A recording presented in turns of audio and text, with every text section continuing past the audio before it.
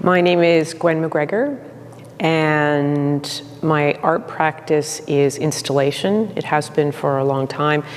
And that's a very big umbrella, so it allows me to do everything from video, photography, found objects, crocheting, and I also identify as a geographer, as I recently completed a PhD in geography. So, I'm an artist, I'm a geographer, I'm a teacher, I'm a community organizer, and I think all those things do different, really important work. So I don't actually think that art on its own can change the world or is going to get us out of the climate crisis, but it does work that is special that other things can't do, like community organizing or teaching or advocacy. And I think the thing that art does is it creates a space for conversation and hopefully then will inspire people or activate them to then go and do something. So I think both around the environment, also I'm deeply committed to issues around colonialism and decolonialism, and those can be emotional, difficult conversations. But I have found, especially with this project, that it creates a gentle space for people to talk about those issues together, the environment, the land that we all share, and what that means moving forward. And so I think art is really good at doing that kind of work, of bringing people together and encouraging them to open up, ask questions, and then maybe go plant a tree. I think one of the things I'm really leaning into are narratives around landscape and Canada as this beautiful place, and Group of Seven or national parks, and challenging those narratives.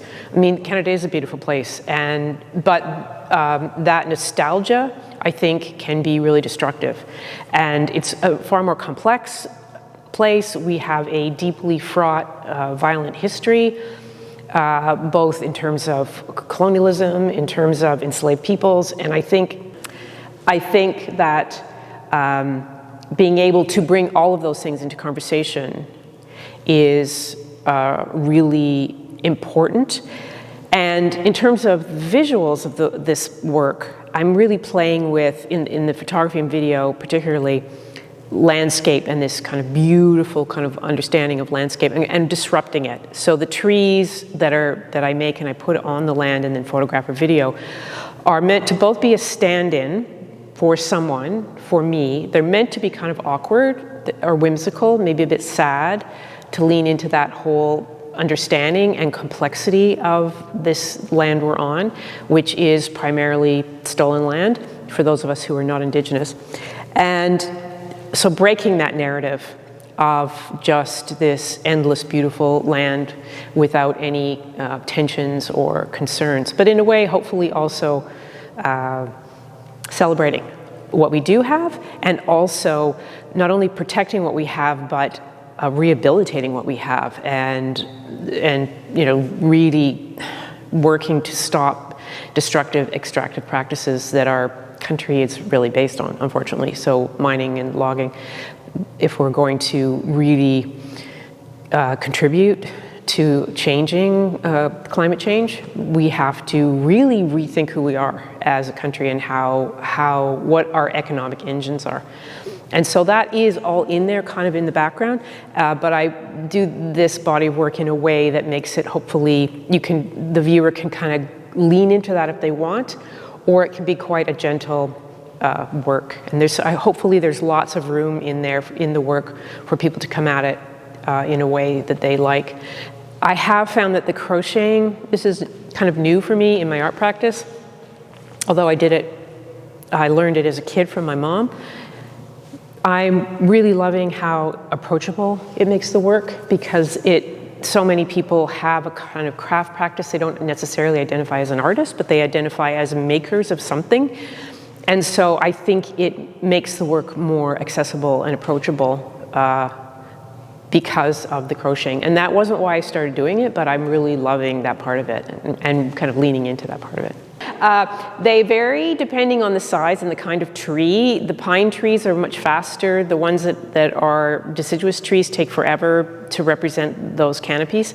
Also, I don't do that full time, so because I'm teaching, I'm doing other things, so I've developed this practice as it's something I do in the evening, or like I'm watching a movie or something, I'll do it. So I'm doing it every day. But sort of part-time every day. So the quickest ones I can make in about 2 weeks. The bigger ones take months. And I have gotten faster. The other thing about this project is that I was starting from nothing, in that I had no pattern. I was making it up as I go along. And it actually took me about 2 years. Like the first ones that I made, there were lots of kind of fails and, flopping over or doing weird things. And so even that, it took that long to trial and error of how to make them and how to also continue. I'm continuing to develop like the different species of trees. I don't want them all to look exactly the same, and they are meant to represent. I'm thinking of a specific tree when I'm making one, and how to do that continues to develop. And also, this is the third time I've shown this body of work. There's one tree in this iteration that's made out of pine needles. That's the first time I've done that. And so that's a whole new way of working, a new material. And I'm super excited about how I was in the UK in the fall, and I should say some of the background of the narrative of this piece. The places are both here in Canada and BC and in Scotland, which relates to my grandfather. But I had started working with ponderosa pine needles that are here from Canada. But when I was in the UK, I started to see Scotch pine needles that were also really appropriate. So I'm going to start combining both in these. So these ones are a different kind of hybrid between those two places, which adds another kind of complexity to this narrative, which I'm really excited about. So I feel like this piece, it's a body of work that just keeps getting more rich and more interesting, and I'll just keep adding to it. Also, at the moment, I have 50 trees in total, and I feel like I could have 150 of them. It would be great to have them, installed, even a bigger kind of scale. So, I think it's lots to come with this piece.